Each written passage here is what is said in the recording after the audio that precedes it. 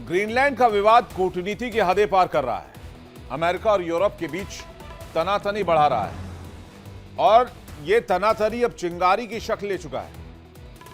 Greenland पर America के नियंत्रण के प्रस्ताव का समर्थन न करने पर यूरोपीय देशों के खिलाफ टैरिफ लगाने के अमेरिकी राष्ट्रपति डोनाल्ड ट्रंप के फैसले ने राजनीतिक तनाव को और गहरा कर दिया है। इस कदम को लेकर पूरे यूरोप में नाराजगी है और यूरोप में भी वही बात उठाई जा रही है कि अमेरिका पर भी टैरिफ लगाओ, जिस तरह से अमेरिका पूरी दुनिया पर टैरिफ लगा रहा है। ग्रीनलैंड पर साथ न देने की वजह से अमेरिका ने किया क्या, सबसे पहले वो देखिए। 8 यूरोपीय देशों पर डोनाल्ड ट्रंप ने टैरिफ ठोका, 10% का डायरेक्ट टैरिफ इंपोज किया। इसमें कौन कौन से देश हैं? Denmark, Norway, Sweden, France, Germany, UK, Netherlands और फिनलैंड।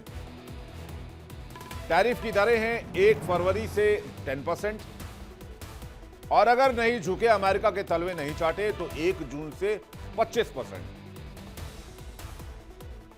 तो यूरोपीय यूनियन कह रहा है कि तो जबरन वसूली है, तुम्हारी बात ना माने तो तुम टैरिफ पे टैरिफ बढ़ाते जाओ, फिर हमारी बात का क्या? यूरोपीय यूनियन का जवाब वापस आ गया जबरन वसूली के खिलाफ। डेनमार्क की प्रधानमंत्री मेटे फ्रेडरिक्सन ने ट्रंप के फैसले पर सख्त रुख अपनाते हुए इसे यूरोप को डराने और ब्लैकमेल करने की कोशिश करार दिया है। उन्होंने साफ कहा कि यूरोप किसी भी तरह के दबाव में नहीं आने वाला है। फ्रेडरिक्सन ने दो टूक शब्दों में कहा कि ग्रीनलैंड के भविष्य पर फैसला लेने का अधिकार केवल वहां की जनता के पास है और डेनमार्क इस अधिकार की पूरी मजबूती से रक्षा करेगा। डोनाल्ड ट्रंप ने Denmark, Finland, France, Germany, Netherlands, Norway, Sweden और ब्रिटेन पर नए टैरिफ लगाने का ऐलान किया। ट्रंप ने दावा किया कि ये देश ग्रीनलैंड पर अमेरिका के नियंत्रण के प्रस्ताव का विरोध कर रहे हैं, इसलिए 1 फरवरी से इन पर 10% एक्स्ट्रा टैरिफ लगाया जाएगा। इस घोषणा के बाद पूरे यूरोप में आग लग गई और पूरे यूरोप में असंतोष का माहौल बन गया। डेनमार्क के प्रधानमंत्री ने सोशल मीडिया पर बयान जारी कर कहा कि यूरोप सहयोग चाहता है, टकराव नहीं चाहता है। उन्होंने लिखा कि पूरे यूरोप से जो संदेश मिल रहे हैं वो ये साफ करते हैं कि यूरोपीय देश किसी भी तरह की धमकी या ब्लैकमेल के आगे झुकने वाले नहीं। उन्होंने ये भी कहा कि यूरोपीय समुदाय जिन मूल्यों पर टिका है उनकी रक्षा बहुत जरूरी है।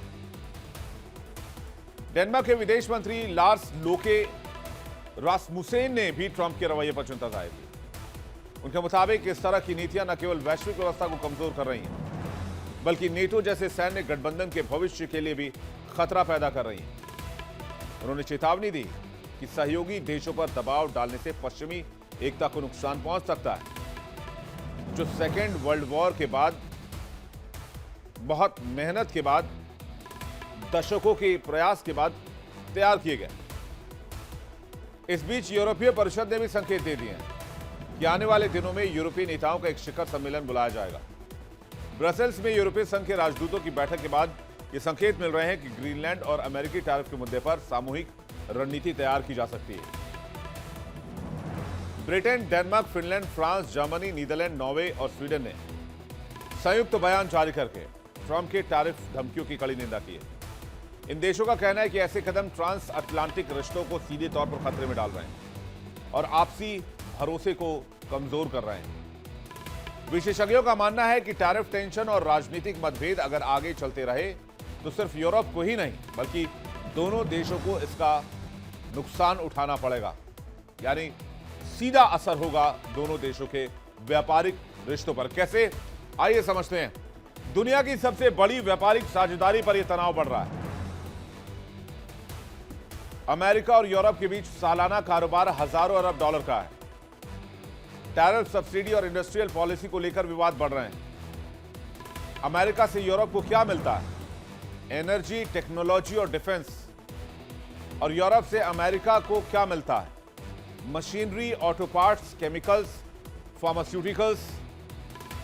व्यापारिक तनाव से वैश्विक अर्थव्यवस्था पर अनिश्चितता के बादल हैं और यह सबसे बड़ी व्यापारिक साझेदारी भी खतरे में है। अमेरिका और यूरोप दुनिया की सबसे बड़ी व्यापारिक साझेदारों में से एक है। हर साल दोनों के बीच हजारों अरब डॉलर का कारोबार होता है, लेकिन हाल के सालों में टैरिफ, सब्सिडी और इंडस्ट्रियल पॉलिसी को लेकर बढ़े विवाद की वजह से इसमें तनाव देखा गया है। अमेरिका यूरोप को एनर्जी, टेक्नोलॉजी और डिफेंस से जुड़े कई अत्याधुनिक चीजें सप्लाई करता है। बदले में यूरोप अमेरिका को मशीनरी देता है, ऑटो पार्ट्स देता है, केमिकल्स देता है, फार्मास्यूटिकल्स देता है, जैसे कि मैंने अभी आपको पहले ही बताया। अगर दोनों तरफ से आयात शुल्क या प्रतिबंध बढ़ाया गया तो यूरोपीय कंपनियों की अमेरिकी बाजार में कंपटीशन कमजोर हो सकती है, जिसका सीधा असर निर्यात, मुनाफे और रोजगार पर हो सकता है। दूसरी ओर अमेरिकी कंपनियों को भी यूरोप में महंगे कॉस्ट का सामना करना पड़ सकता है, जिससे उनके निर्यात में भी कमी आ सकती है। 2024 में ईयू का व्यापार अगर देखें तो उसके आंकड़े क्या कहते हैं, ये देख लेते हैं एक बार। कुल व्यापार लगभग 1.68 ट्रिलियन पाउंड में। ईयू से यूएस को कितना निर्यात हुआ? 532.3 अरब पाउंड। और ईयू को यूएस से कितना इंपोर्ट करना पड़ा? 334.8 अरब डॉलर। अमेरिका ईयू का सबसे बड़ा व्यापारिक साझेदार है। अब यूके देख लीजिए, निर्यात 358 बिलियन यूरो के पास, ये पाउंड में है। और इंपोर्ट अगर देखेंगे तो ये है तकरीबन 454 बिलियन। कुल ईयू यूके व्यापार अगर देखें तो ये 934 बिलियन के करीब है, लगभग 1 ट्रिलियन के आसपास। अब चाइना और ईयू से भी देख लीजिए आप। चाइना और ईयू में 213.2 अरब यूरो का कारोबार होता है और चीन से ईयू इंपोर्ट करता है लगभग 519 अरब यूरो। ईयू का चीन के साथ ट्रेड घाटा 305 अरब का है। रशिया भी देख लीजिए, सैन्य और राजनीतिक प्रतिबंधों के कारण रूस का ईयू में जो व्यापारिक साझेदारी है या व्यापारिक हिस्सा है वो गिरा है। 2024 में ईयू रूस का कुल व्यापार लगभग 67.5 अरब यूरो का था। और भारत और ईयू में जो द्विपक्षीय व्यापार है वो भी देख लीजिए आप, वो 110.3 अरब यूरो का है। भारत निर्यात करता है 63.5 अरब और इंपोर्ट करता है 46.8 अरब यूरो। ईयू के कुल व्यापार में 2 से 3% की हिस्सेदारी है। प्रमुख और अफोर्डेबल साझेदार के रूप में भारत माना जाता है। लेकिन अब यूरोप क्या कर रहा है? अमेरिका के ग्रीनलैंड की धमकी के बाद यूरोप यह कर रहा है कि अमेरिका की धमकी के बाद यूरोप विकल्पों पर विचार करे। रूस पर प्रतिबंध के बाद यूरोप पूरी तरीके से अमेरिका पर एनर्जी और क्रूड ऑयल को लेकर डिपेंड हो चुका है। रूस से गैस और तेल की सप्लाई घटने के बाद यूरोप और बड़े पैमाने पर अमेरिकी एलएनजी और क्रूड ऑयल ले रहा है। इससे यूरोप को एनर्जी सेफ्टी तो मिली है, लेकिन लागत बढ़ गई। अमेरिकी एलएनजी और लंबी दूरी से आने वाले क्रूड ऑयल की वजह से यूरोप में एनर्जी की कीमतें अस्थिर हो गई। विशेषज्ञों का मानना है कि अगर अमेरिका यूरोप के रिश्तों में तनाव बढ़ता है तो ऊर्जा सप्लाई चेन भी रणनीतिक दबाव का हथियार बन सकती है। आपको याद होगा, वर्ल्ड नाउ में मैंने आपको बताया था कि कई यूरोपीय देश ये कह चुके हैं कि उन्हें रूस से बातचीत करनी चाहिए, जिसमें इटली, फ्रांस, जर्मनी जैसे देश भी शामिल हैं। यानी अगर अमेरिका ने बहुत ज्यादा दादागिरी दिखाई तो यूरोप हो सकता है कि रूस की तरफ चला जाए अपने एनर्जी नीड्स के लिए। एनर्जी के अलावा अमेरिका यूरोप को सेमीकंडक्टर, एआई, डिफेंस सिस्टम और हाईटेक चिप सप्लाई करता है, जिसमें अमेरिकी कंपनियों का ही दबदबा है। हालांकि यूरोप लंबे समय से इन मामलों में आत्मनिर्भर बनने की बात करता रहा है, लेकिन वो अमेरिका पर पूरी तरीके से डिपेंडेंट है। अगर दोनों के बीच तनाव बढ़ता है तो इसे एक हथियार के तौर पर इस्तेमाल किया जा सकता है। टैरिफ लंबे समय तक रहता है तो व्यापार और उद्योगों में सुस्ती आ सकती है, जिसका सीधा असर बैंकिंग सेक्टर पर होगा। निर्यात घटने और कंपनियों की आय कम होने की से लोन चूक होने का खतरा बढ़ जाएगा। यूरोपीय बैंकों के लिए अमेरिका यूरोप तनाव का मतलब है कम निवेश और ज्यादा रिस्क। यूरोप और अमेरिका के बीच बढ़ते टेंशन ने ग्लोबल मार्केट में भी भूचाल ला दिया है। लेकिन क्या आप जानते हैं कि इस जंग से भारत के लिए एक बहुत अच्छा अवसर भी है। भारत यूरोप व्यापार जो है उसमें तेजी लाई जा सकती है। भारत और यूरोप के बीच व्यापार के नए अवसर खोले जा सकते हैं, जिसमें आईटी, फार्मा, टेक्सटाइल, कृषि, निर्माण, इलेक्ट्रॉनिक्स, कंस्ट्रक्शन के लिए यूरोप के बाजार खुलेंगे। स्टार्टअप और टेक्नोलॉजी कंपनियों को भारत में आसान प्रवेश की उम्मीद होगी। पश्चिमी देशों की खींचतान भारत को सप्लाई चेन बनाने का मौका देगी। ट्रेड टेंशन के चलते यूरोप और अमेरिका के टेक्नोलॉजी सेक्टर में क्रॉस बॉर्डर सहयोग पर भी गहरा संकट। भारत की टेक इंडस्ट्री इस अवसर को भुनाकर वैश्विक टेक्नोलॉजी फील्ड में अपनी पकड़ मजबूत कर सकती है। इकोनॉमिक एक्सपर्ट्स की बात करें तो वो कहते हैं कि अगर ये तनाव सीमित रहता है तो नुकसान कंट्रोल में रहेगा, लेकिन अगर तनाव लंबे वक्त तक चला तो लंबे समय तक यूरोप की जीडीपी 0.5% से 1% तक प्रेशर में आ सकती है। यूरोप को निर्यात, निवेश और ग्लोबल चेन में बने रहने के लिए कीमत चुकानी होगी। आपको बता दें कि अमेरिकी राष्ट्रपति डोनाल्ड ट्रंप ग्रीनलैंड पर कब्जा करना चाहते हैं और इसे हासिल करने के लिए उनके प्लान में अब नेटो के सदस्य देशों के खिलाफ ही फैसला लिया गया है।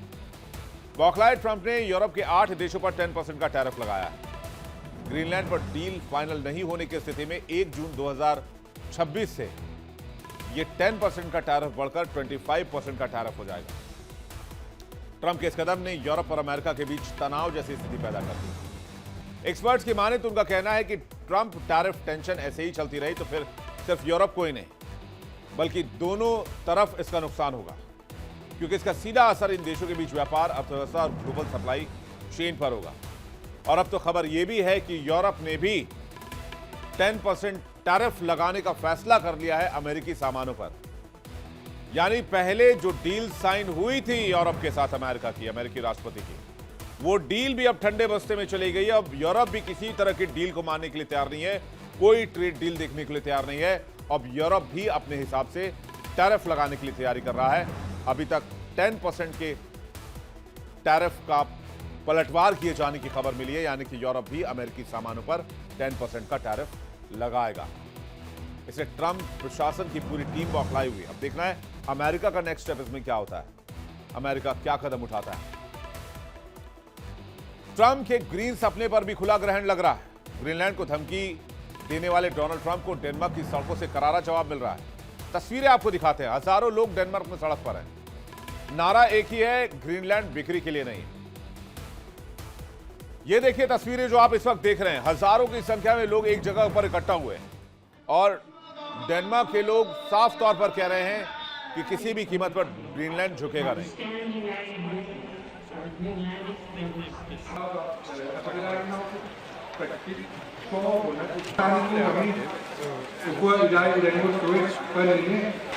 Og 6 andre byer på Grønland, og der er flere steder, hvor initiativet Hands Off Garage hjælp hinanden, hvis nogen har brug for støtte og føler sig utrygge. Bare er en ejendom mennesker, men som en strategisk brik på det er et angreb på det oprindelige folks rettigheder. Greenland में Trump के विरोध में हजारों लोग सड़क पर उतर आए, जैसा कि तस्वीरों में भी आपने देखा।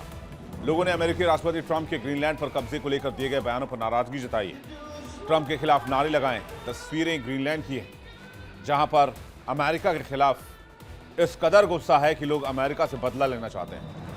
अमेरिकी दबाव के खिलाफ जनता सड़क पर है। इतिहास का सबसे बड़ा प्रदर्शन और निशाने पर अमेरिका।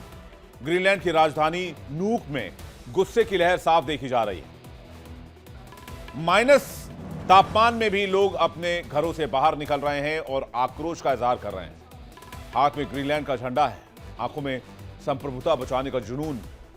और ये सिर्फ विरोध नहीं है, ये उनकी धरती पर दखल के खिलाफ खुला ऐलान है। पोस्टर्स में साफ संदेश है कि ग्रीनलैंड बिकाऊ नहीं है, अमेरिका वापस जाओ। जनता ने वॉशिंगटन को सीधी चेतावनी दी है। डाउनटाउन नूक से लेकर अमेरिकी वाणिज्य दूतावास तक लोग पैदल मार्च करने लगे। हर कदम के साथ विरोध तेज होता चला गया। पुलिस के मुताबिक नूक की करीब 1/4 आबादी सड़कों पर आ गई थी। इतिहास में पहली बार डेनमार्क में किसी बात को लेकर इतना बड़ा प्रोटेस्ट हुआ है। वैसे आपको ये बात जानकर शायद हैरानी हो सकता है, आप में से कुछ लोग बात जानते भी हों। इस दुनिया में सबसे खुशहाल मुल्कों में अगर किसी का नाम आता है तो ग्रीनलैंड, डेनमार्क है, माफ कीजिएगा। डेनमार्क में सबसे ज्यादा जो हैप्पीएस्ट कंट्री की रैंकिंग है उसमें डेनमार्क नंबर 1 पर है। वहां कभी किसी बात को लेकर दिक्कत नहीं होती, लोग परेशान नहीं होते। लेकिन अमेरिका के तख्त पर एक ऐसा आदमी बैठता है जो दुनिया के सबसे खुशहाल मुल्क को प्रोटेस्ट करने पर मजबूर कर देता है। सोचिए कितना कॉन्ट्रास्ट है इन दोनों चीजों में। खैर, इतिहास में पहली बार इतनी बड़ी संख्या में अमेरिका के खिलाफ डेनमार्क में लोग उतरे। इस प्रदर्शन में उम्र की कोई दीवार नहीं थी। युवा, बुजुर्ग, महिलाएं, हर कोई एक स्वर में कह रहा था ग्रीनलैंड की किस्मत ग्रीनलैंड के लोग तय करेंगे। इस दौरान अमेरिका ने यूरोप के 8 देशों पर 10% टैरिफ लगाने का ऐलान कर दिया, जो खबर मैंने आपको पहले ही दी। ग्रीनलैंड पर अमेरिका के कब्जे की धमकी का ये देश विरोध कर रहे थे। और इसमें डोनाल्ड ट्रंप को गुस्सा आ गया। दूसरी ओर यूरोपीय संघ के सांसद अमेरिका के साथ हुए ट्रेड एग्रीमेंट की मंजूरी को रोकने की तैयारी में। यूरोपियन पीपल्स पार्टी ईपीपी के अध्यक्ष मैनफ्रेड वेबर ने सोशल मीडिया एक्स पर पोस्ट करके कहा कि ट्रंप की ग्रीनलैंड की धमकियों के कारण अमेरिका से समझौते को मंजूरी देना अब संभव नहीं है। यानी नेटो के साथ एक तरह से संकट के दौर में नजर आ रहा अमेरिका। ग्रीनलैंड को लेकर अमेरिका और डेनमार्क में तनातनी बढ़ने लग गई। ट्रंप के बयान से अमेरिका डेनमार्क संबंध तनावपूर्ण हो गए। दोनों देश नेटो के संस्थापक सदस्य हैं। इस विवाद ने गठबंधन में दरार डाल दी है। ग्रीनलैंड की आबादी मात्र 57,000 है, लेकिन इसकी रणनीतिक अहमियत बहुत बड़ी है। यह एक क्षेत्र सदियों तक डेनमार्क की सत्ता में रहा है। 1979 के बाद ग्रीनलैंड को काफी हद तक स्वायत्तता मिली, फिर भी यह डेनमार्क का हिस्सा माना जाता है। रक्षा और विदेश नीति डेनमार्क के नियंत्रण में है। डेनमार्क का प्रशासन भी ग्रीनलैंड के लिए खुलकर खर्च करता है। वहीं यूरोप में ट्रंप के बयान की कड़ी आलोचना हो रही है। नेटो सहयोगियों के बीच कूटनीतिक दबाव भी लगातार बढ़ाया जा रहा है, क्योंकि डोनाल्ड ट्रंप कहते हैं कि ग्रीनलैंड उनका सपना है और इसे अमेरिका की झोली में वो लाकर रहेंगे। अब जब शीत युद्ध के बाद दुनिया में फिर से महाशक्तियों की प्रतिस्पर्धा तेज हो रही है, मैनिफेस्ट डेस्टिनी की सोच लौटती दिख रही है। ट्रंप के लिए ग्रीनलैंड सिर्फ रणनीतिक जरूरत नहीं बल्कि विरासत का भी सवाल है। एक रिपब्लिकन सांसद तो ग्रीनलैंड को अमेरिका में मिलाने का बिल भी पेश कर चुका है। यह सब ऐसे समय में हो रहा है जब अमेरिका अपने इतिहास के सबसे अहम पड़ाव की ओर बढ़ रहा है। क्या है अमेरिका के बर्थडे से इसका कनेक्शन? 4 जुलाई 2026 को अमेरिका अपनी आजादी का 250वां साल मनाने जा रहा है। भव्य समारोह की तैयारियां जोर शोर से चल रही हैं। दुनिया की महाशक्तियों की नई जियोपॉलिटिकल चाल देखने को मिल रही है। ट्रंप इन आयोजन के मुखिया होंगे। व्हाइट हाउस में बनाया जा रहा है नया भव्य स्टेट बॉल रूम। ग्रीनलैंड पर जल्दी कब्जा करने की इच्छा के पीछे रणनीतिक कनेक्शन भी है। सुरक्षा और वैश्विक प्रभाव बढ़ाने की योजना भी चाहते हैं ट्रंप। यानी 4 जुलाई 2026 को जब अमेरिका अपनी आजादी के 250वें एनिवर्सरी को मना रहा होगा, उससे पहले डोनाल्ड ट्रंप चाहते हैं कि ग्रीनलैंड उनकी झोली में आ जाए। ट्रंप जब आयोजनों की अगुवाई करेंगे, व्हाइट हाउस में एक भव्य स्टेट बॉल रूम में जब वो मेहमानों को बुलाएंगे, तो उस समय ग्रीनलैंड अमेरिका का होना चाहिए। ऐसे में अगर ट्रंप 4 जुलाई को ग्रीनलैंड को अमेरिका का 51वां राज्य घोषित कर देते हैं तो ये उनके लिए ऐतिहासिक घोषणा हो सकती है। इससे वो खुद को 21वीं सदी के जेम्स पोलक के तौर पर पेश कर सकेंगे। एक न्यूयॉर्क के अरबपति रियल एस्टेट कारोबारी के लिए इससे बड़ी विरासत शायद कोई और नहीं हो सकती है। ग्रीनलैंड को अमेरिका में मिलाने का जो प्लान है वो क्या है? 2019 से ग्रीनलैंड को खरीदने के लिए अमेरिका लगातार प्रयास कर रहा है। दूसरे कार्यकाल में जब डोनाल्ड ट्रंप वापस आए तो यह मुद्दा एक बार फिर से गर्म हो गया। लेकिन इस सपने के बीच में सबसे बड़ी दीवार जो है वो नेटो की कानूनी दीवार है। ग्रीनलैंड और अमेरिका दोनों नेटो सदस्य हैं। एक नेटो देश दूसरे नेटो देश पर कब्जा नहीं कर सकता। ऐसा नेटो में रहकर नहीं किया जा सकता, तो नेटो से बाहर अमेरिका को निकलना होगा। और नेटो के खिलाफ डोनाल्ड ट्रंप लगातार बोलते रहे। वो कहते हैं नेटो में रहना किसी फायदे का सौदा नहीं है, पैसा हम देते हैं, सुरक्षा यूरोप की होती है। जबकि नेटो का आर्टिकल 5 यह कहता है कि एक सदस्य पर हमला मतलब सभी पर हमला, या किसी देश पर कब्जा या जबरन अधिग्रहण पूरी तरीके से अवैध।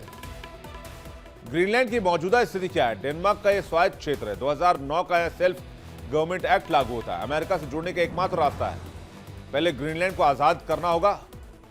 इसके लिए ग्रीनलैंड में रेफरेंडम करा। डेनिश संसद की इसके लिए मंजूरी चाहिए, वो डेनमार्क देने के लिए तैयार नहीं है। मतलब सीधा है, डोनाल्ड ट्रंप चाहे तब भी डेनमार्क को खरीदा नहीं जा सकता। उन्हें नेटो की चुनौती को पार करना ही होगा। यानी सिर्फ ग्रीनलैंड की सहमति से कोई रास्ता निकलेगा ऐसा भी नहीं कहा जा सकता, क्योंकि पूरा यूरोप अब इस डील के खिलाफ खड़ा हो गया है। खासकर जिस तरह से डोनाल्ड ट्रंप एक्ट कर रहे हैं वो किसी को पसंद नहीं आ रहा पूरी दुनिया में। डोनाल्ड ट्रंप कहते हैं जिसकी लाठी उसी की भैंस। दुनिया कह रही है वर्ल्ड ऑर्डर इस हिसाब से नहीं चलता है। आपसी सहयोग और डिप्लोमेसी से दुनिया चलती है। लेकिन डोनाल्ड ट्रंप कह रहे हैं कि अब सिर्फ एक ही कानून है पूरी दुनिया में, वो है ट्रंप कानून और ट्रंप का टैरिफ कानून। यानी साफ है कि ट्रंप का सपना नेटो के कानून की दीवार से टकरा रहा है। कूटनीति की कसौटी पर यह फेल हो रहा है और जनता की नाराजगी से गिरता जा रहा है। फिलहाल ग्रीनलैंड पर कब्जा नहीं, सिर्फ बयानबाजी, धमकियों और राजनीति और सियासी दबाव का सिलसिला दिख रहा है। लेकिन सवाल कायम है, क्या ट्रंप दबाव की इस राजनीति को किसी हकीकत में बदल पाएंगे, या फिर हर बार की तरह डोनाल्ड ट्रंप का यह सपना भी अधूरा ही रह जाएगा। लेकिन डोनाल्ड ट्रंप इसके साथ ही अमेरिका को वो घाव दे जाएंगे जो अमेरिका दोबारा पूरी दुनिया में कोशिश करके भी इस घाव को ना तो मिटा सकेगा और न ही वो विश्वास हासिल कर पाएगा जिसे तोड़ने का काम डोनाल्ड ट्रंप ने किया है। चाहे वो वेनेजुएला की स्थिति को लेकर हो, चाहे वो ग्रीनलैंड की स्थिति को लेकर हो, चाहे वो कनाडा की स्थिति को लेकर हो। अभी कनाडा के पीएम मार्क कार्नी चाइना के दौरे पर थे। उन्होंने कहा कि 150 सालों के बाद कोई कनाडा का पीएम जो है वो चाइना गया है और वहां पर मार्क कार्नी ने कहा कि ये एक अभूतपूर्व समय है जब पूरी दुनिया एक नया वर्ल्ड ऑर्डर देख रही है। यानी कनाडा ने भी अपना पार्टनर बदलने में भलाई समझी है, वो भी रूस चाइना की तरफ अलाइन हो रहा है। चीजें बहुत तेजी से चेंज हो रही हैं, इसलिए मैं कहता हूं आपको वर्ल्ड नाउ देखना बहुत जरूरी है। यहां पर हर अपडेट आपके लिए सबसे पहले हम लेकर आते हैं।